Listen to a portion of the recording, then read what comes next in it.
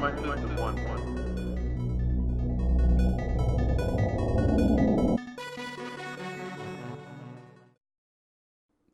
Today we're looking at Final Fantasy VI, played on the Game Boy Advance. This game was originally released on the Super Nintendo. In the Americas, it came out as Final Fantasy III, because it was the third Final Fantasy game to be released at the time, over in the US at least. But in Japan, it was, of course, Final Fantasy VI. And since the Super Nintendo days, they have re-released all the Final Fantasy games as their true numbers.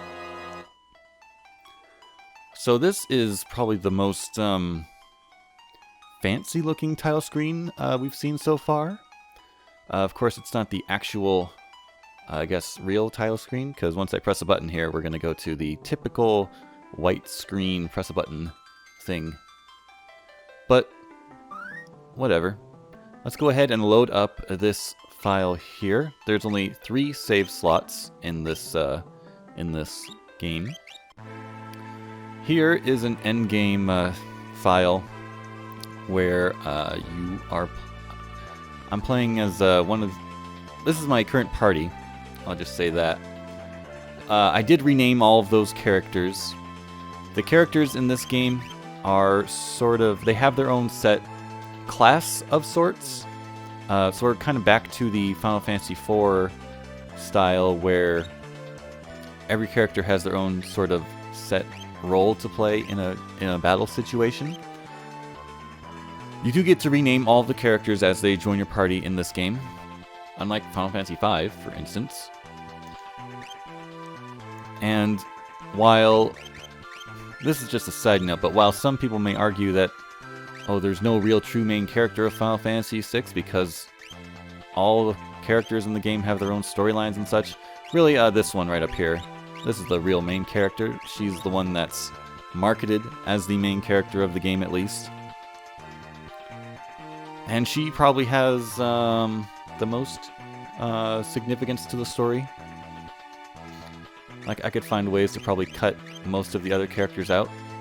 If I really want to, but she's kind of like the main character, really. She's the first one you start playing as, anyway. And you can choose who you play as, because right here you can see, like, whoever you put up front, they will be the main character, sort of, they'll be your avatar character on the map screens. So here we go, here's a little combat situation. You can choose target that you want to attack if you want to use a regular attack. Each character also has their own special ability. So like you just have attack, plus you have like this guy here. He's like a thief. He can steal from enemies. And then there's the third option for each character after you unlock it is magic. So every character in this game can sort of learn every spell. So there's that. This character's special ability is tools. There are these tools that you can buy and use on enemies. Of course, right now the enemies have disappeared from me. And, but like I said, everyone can learn every magic spell. The way that they learn them is through summon spirits. So summons in this game, they are a little different than previous games. I don't know what is going on with those frog enemies. Let's just hold. You can press left to change your character's row. You can press right to defend, to block attacks, which just reduces the damage you would take from attack, not necessarily stopping all damage. Let's go ahead and check out. I can cast a spell if I press, like, I can choose a single target, or if I press R, I can just select all targets. Here's an example of a tool. You can choose one of these. They do different things.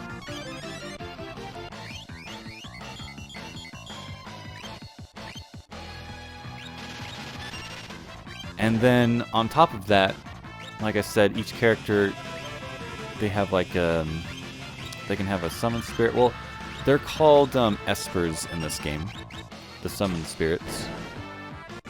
Let's go ahead and dig into that some more. after battle you get experience points and AP and gil.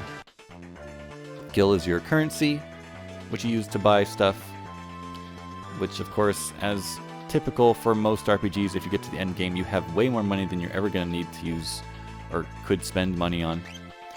Let's go ahead and check out normal stuff such as equipment. Everyone has 2 hand weapons, a head and a body armor. Some characters may be right-handed or left-handed. Most are right-handed. And then instead of a single accessory slot as in your equipment, you have 2 relic slots. And these are sort of like accessories, basically. This is where you'll find things that have different effects on your character, such as immunity from certain stats effects, or increasing a certain stat, or enabling a certain ability, stuff like that. So you got 2 relics, which are sort of like your accessories to use in here. So sometimes you want to use a relic that's special for your character, like the thief. You know, he's gonna increase his stealing rate and change his regular steal to an actual mug, which is like a difference between just stealing an item and like attacking and stealing an item. But yeah, those are what that is. That was a awful sentence. If we go back into abilities, espers, the summon spirits play a little bit more of a more important role in the story in this game. I mean, in 4 and 5, Final Fantasy 4 and Final Fantasy 5, there were some summon spirits that would talk to you, but in this game, there's like a whole land of summon spirits that's a little more important to the story. And as you get the summon spirits, you can actually equip them to your character, and they will have different effects. So when you level up, your stats will change a certain way. So like if you have the Golem summon on, your stamina will go up. The Leviathan summon, which I have on right now, what is that? That increases stamina as well. But as you can see, it says Flood times 2. That's just the a multiplier for like ABP or AP that you get from winning battles. And progress 100% means I have learned that spell, so I could change my summon spirits and still have that move. I've learned everything. This is how you learn magic for every character. Some characters, I believe, may start with some magic, but you don't really get to learn magic independently until you get the summon spirits. And that, you don't get these summon spirits until closer to the end of the game. So it's kind of like a mad rush at the end of the game if you want to teach all your characters every spell there is. And then there are a ton of characters in the game as well. They all have their own different... wow, did I manage to pick... Yeah, there are different characters, like... they each have their own different... These are different types of skills that those other characters learn. I managed to pick a party of 4 characters that don't use any of these. But we can go ahead and look at that. You do get an airship towards the end of the game, of course. And as you travel around the world, it looks like this. This is kind of like a first for the Final Fantasy series, that they have like a scrolling map that you can... Not necessarily a scrolling map, but a map that moves around like this in this perspective. Like otherwise, it's just normal top-down adventuring, like when you're walking on the world map. But this one, I guess this one 2D Final Fantasy game has an actual map perspective like this. But I would say it does make it kind of difficult to understand really where you are. Like, where is that town that I was just at? Where am I right now? Because it has that it just changes that perspective. Looks like on the map, if I can read those dots correctly. And of course I can't really see the dots with all the different colors in the map being faded as it is. Here we go, this is where I was. So that's a little difficult to read sometimes. Here we find, this is actually the beginning town, but it's kind of dangerous here right now. There are some random enemies that will show up still. The story involves, well, it starts off pretty mysterious. I guess the story is kind of one of the best things about this game in particular. Like, 4 and 5 had stories and like characters that went through different things, but it's not quite as involved as it is in Final Fantasy VI here. I think the town in this state might be empty, so we can't stay at the inn. Perhaps I should jump to another town where we can demonstrate town type things. Alright, here's a good example of a town, normal town. You can see here's an inn, which is a typical place where you can come in, pay a small fee to have all your characters restore their HP and MP. HP being hit points, where if your character's HP goes down to 0, they will be unable to do anything. They will be KO'd. They won't be able to do anything in battle. Or out of battle, I don't think. And you have to revive them either with like a Phoenix Down or such thing before they can act again or do anything in battle. Otherwise, you can use cure spells to restore HP, but if it goes to 0, you have to use a Phoenix Down to get back in. There is formation changing. You can go ahead and change between front row and back row. The difference being back row means that you will have decreased physical damage that you take and give. So if you're trying to use a physical attack on somebody, you'll deal less damage if you're in the back row, but you'll also take less physical damage in the back row. So if you have a character who is primarily a magic user, you will keep them in the back row so they take less physical damage, but can still deal out the same amount of magical damage. But like I said, you can teach every spell to every character in the game. However, their effectiveness at using those spells may be different depending on their stats. And each character is sort of given their own classes from the start. So how much you can influence their change of stats is limited. As you can see, a 68 magic here compared to a 32 here. 42 and 40. You're not going to be able to have as strong a magic with him as you can with her. Really quick looking at the config here. Similar to Final Fantasy V Advance's menu options, we've got battle speed you can change. Oh yeah, the ATB gauge I had off for some reason. Ordinarily, you can see... Let's go ahead and jump into a battle real quick so we get some context for this. The ATB gauge is a bar that shows up on the far right of the screen in a battle. It shows you when the next character will be able to move. So those bars on the far right... Ooh, I got attacked in the back, so I'm reversed. My row is completely backwards, I believe. It doesn't seem to look that way. Anyway, those time bars tell you when your character can act again. So after you perform an action, the time bar goes down to 0, and then it'll slowly fill up over time, and when it gets full, then you can act again. Well, it's called Magic AP in this game. Still just AP in general for most of the games. So, as I was saying, battle mode, active and wait. When it's active, then when you're in a menu choosing like a spell with a character, then everyone's still moving. If you put it on wait, then when you're in a menu, like a spell or item menu, then everyone pauses. The time bars stop filling when you're in a menu. If it's an active mode, it'll keep going all the time. Battle speed, that changes the rate at which the speed bar that time bar fills up for everybody, both, you know, good guys and bad guys.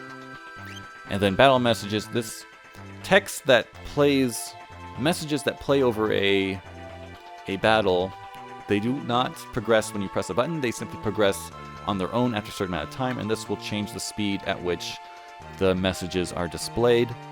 I find 4 to be a good amount, a good speed.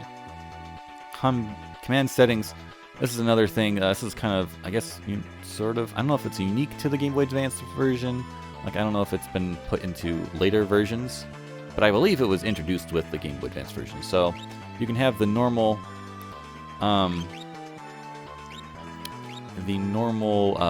menu of like selecting a list of things on standard or shortcut, which I will then show in a second. Also is another way to present the command options. HP gauge we talked about. Re-equip. So changing relics can change what equipment you can use sometimes, and this is just an option where after you change relics, you can choose to have all your equipment removed or simply optimized.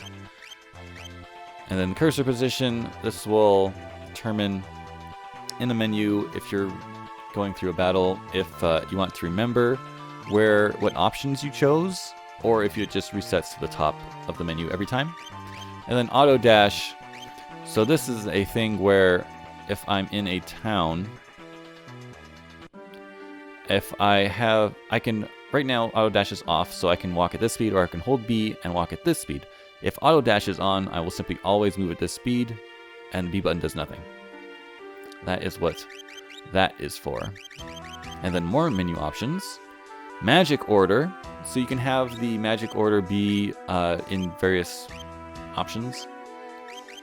It's probably good to have healing at top, because that's like the emergency spells that you're going to be going for if you need to heal fast. Otherwise, you can choose, whatever order you want. And then window pattern, you can choose from different options if you really want to change up the way it looks. And then font color, you can also change if you really want to mess with that for some reason. Not sure why you would, but it's there if you really want to customize your experience. And then of course the window color you can also change.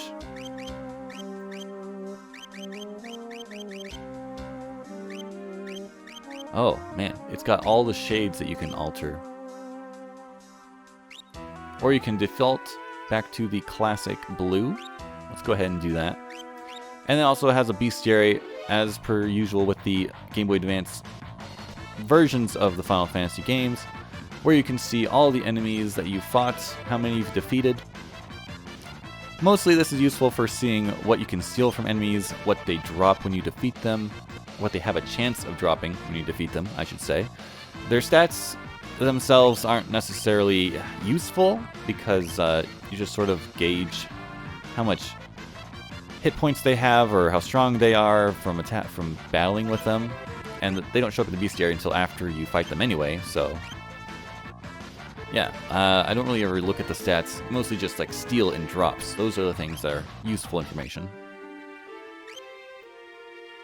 And I do not have the bestiary filled out myself, because this, like Final Fantasy V, it has an extra end game bonus dungeon you can play after you beat the game that has super tough enemies in it, and I have not managed to get through it. So that's where the majority of enemies are, and maybe there's like a rare enemy that I haven't bothered to hunt down to get. Like it just shows up rarely, kind of like a gold bear or something, where you fight like 17 of one enemy and then this one will randomly appear. It has a rare chance of appearing. So if you want to sit around in one area and like grind out battles to hope for a rare enemy to show up, you can do that to fill out the bestiary. Also has a quick save option, which if you use this, you can save at any time, but it'll send you back to the title screen. And then you have this continue option. If you load game, your continue will be erased. And then once you use continue, your quick save data will also be erased. This is really just a way to turn off your Game Boy but while saving anywhere you want. But you can't save the game normally anywhere you want because, I don't know, they don't want you to abuse some sort of exploit that there may be if you could save anywhere you wanted. Or it may screw up some events that are programmed into the game if you could save anywhere you want. So they gave you the quick save option to get around that, but they still only let you save at save points in dungeons or at any time on the world map. As you can see, it is now colored. I can save whenever I want at this point. So now if we get into a battle, I'll show you how the command menu changes by setting it to shortcut instead of standard. Now you can just choose up, down, left, or right to pick something. Instead of having to go down, like press down twice to get to dual cast or so, you can just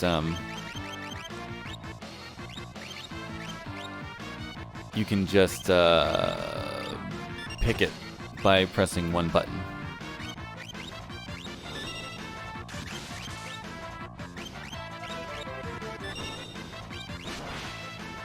So yeah, that is pretty much the combat. Like I said, each character in the game has their own unique ability. Each character can learn magic eventually by the end of the game through use of summons. Or I'm sorry, espers.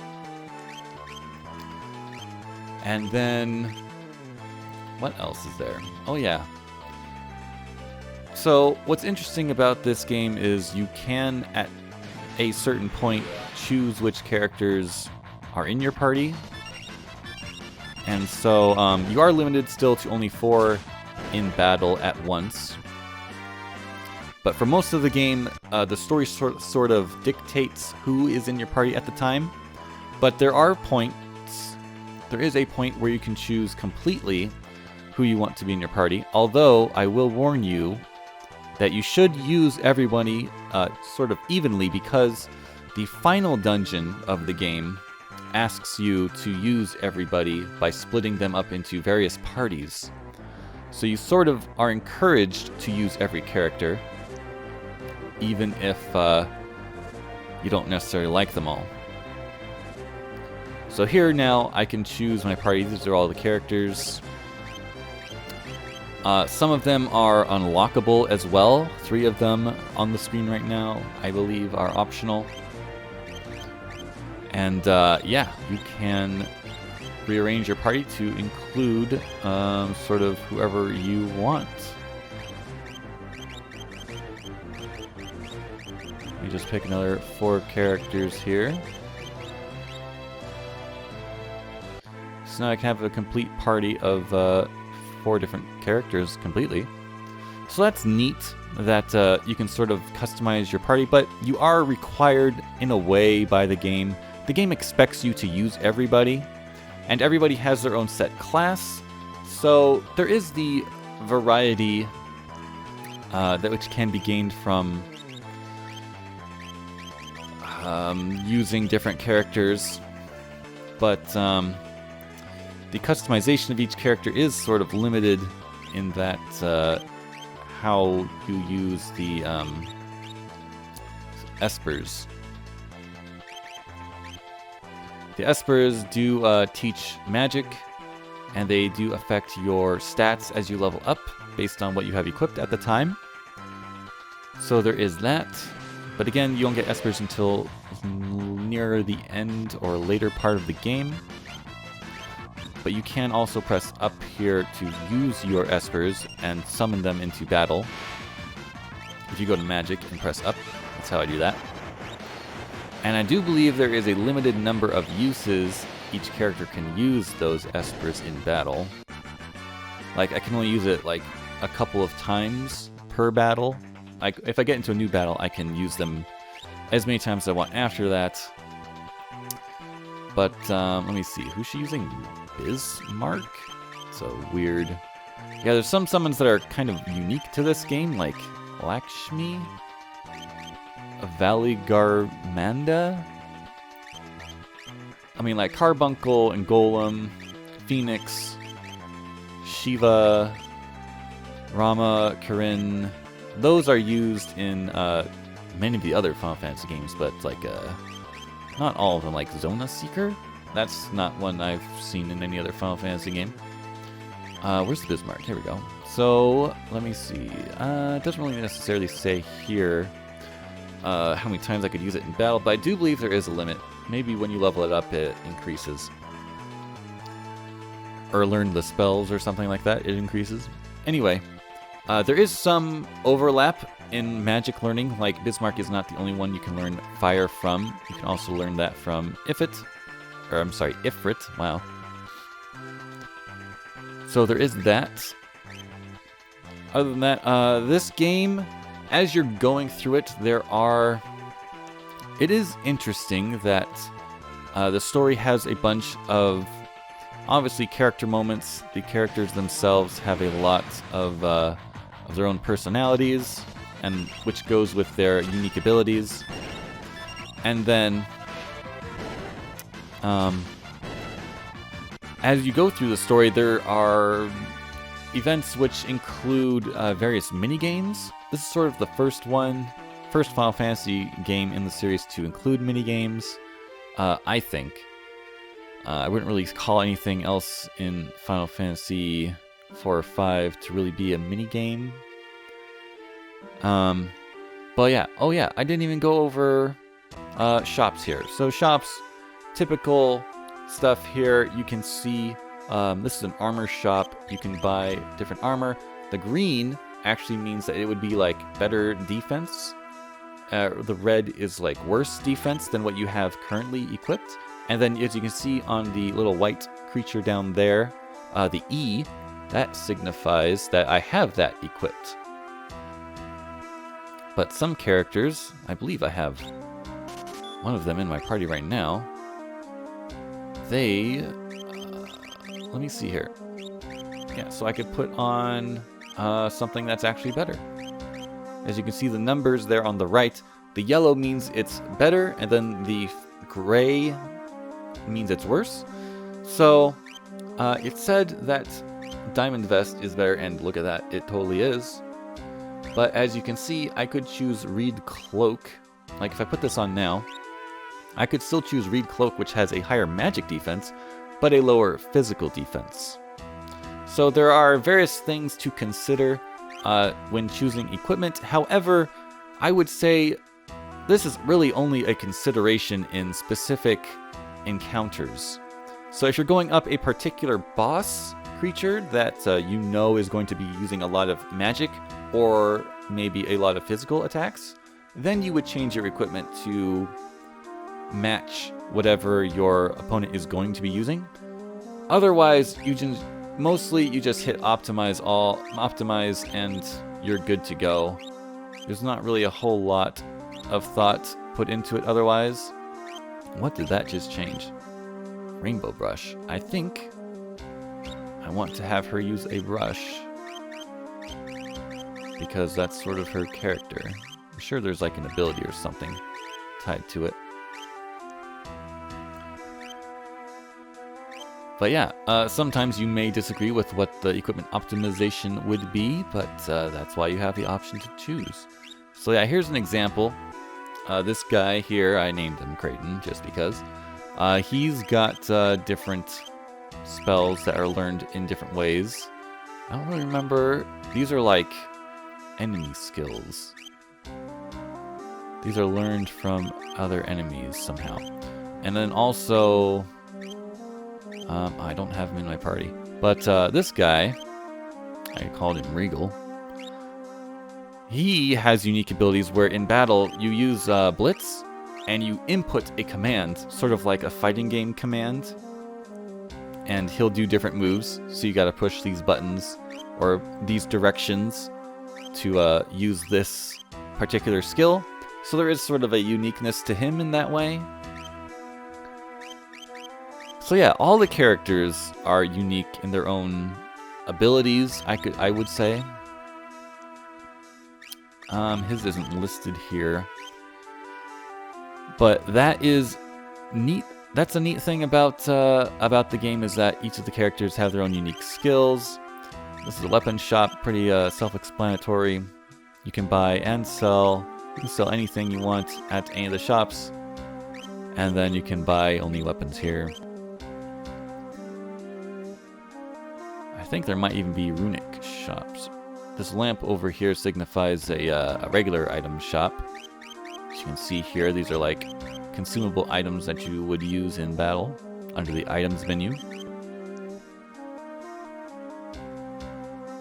And that, I think, is the majority of the game. Here is a Chocobo stable where you can actually rent a Chocobo.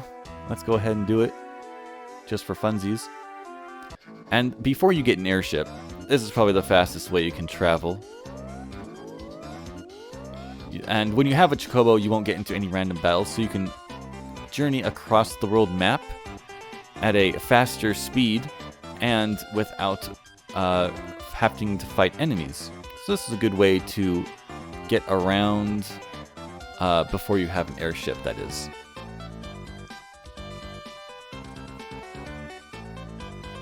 So I guess that would be the end of the review. If you have not played this game before and you have questions, let me know in the comments below, and I'll answer any questions you may have. Also, let me know what you think of the review based, or what you think of the game based on this review if you haven't played the game before. For those of you who have played the game before, let me know if there's anything I forgot to mention that people should know about before they play it, or if they decide if they want to play it. Other than that, thanks for watching, and I'll see you in the next video.